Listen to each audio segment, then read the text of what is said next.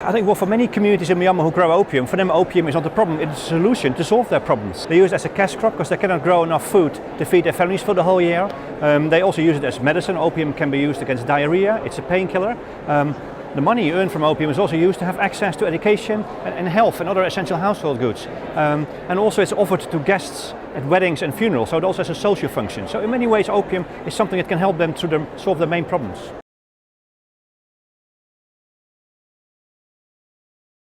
What happens, of course, in Myanmar, opium is the only crop you have not bring to the market. The market will come to your village. So opium buyers will come to your village already in advance of the harvest and offers you money and credit to buy the harvest in advance. At a lower price. These are poor people, they cannot afford often to sell it at the harvest time when the price will be much higher. So what they do, they get credit from those buyers who then come during the harvest time to get the opium for them. So in a way opium also provides them credit, and you don't have to carry something very heavy like rice to the market.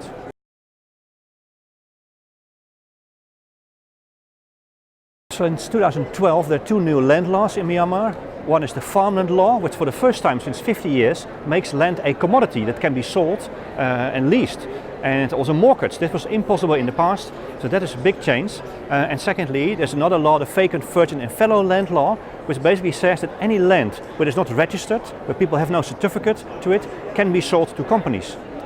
Now, many people who grow opium live in the mountains, they are from different ethnic minorities. Very few, if any, have those rights. They have no certificates. And also, the new land laws, they don't recognize communal and ethnic land rights. So these people who grow opium, who live in the mountains, all of a sudden have been labeled squatters by these new laws.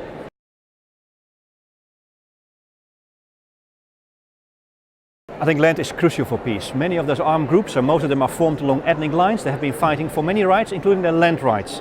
And also what many ethnic communities say, in our area, actually we don't have these vacant laws. We know exactly which communities can have access to that forest or this stream or this agricultural land. Villages sometimes share it, so they have a very different perspective for land, and that's one of the reasons why they are fighting. And of course, secondly, it's going to be crucial for the return of IDPs and refugees. They need access to land, they need those land rights. And the current land laws do not recognize those rights. So certainly the peace process will have to address these two big issues. Ethnic land rights, to recognize those, the customary land rights, and at the same time to recognize the right of return to IDPs and refugees to their place of origin.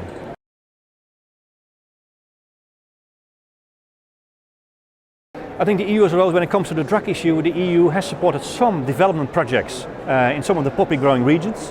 I think, and generally speaking, the support for this kind of projects, they're called alternative development, is low at the global level, but it's very low in Southeast Asia. And I would encourage the EU to look into that and spend more money to promote a development-led drug control approach.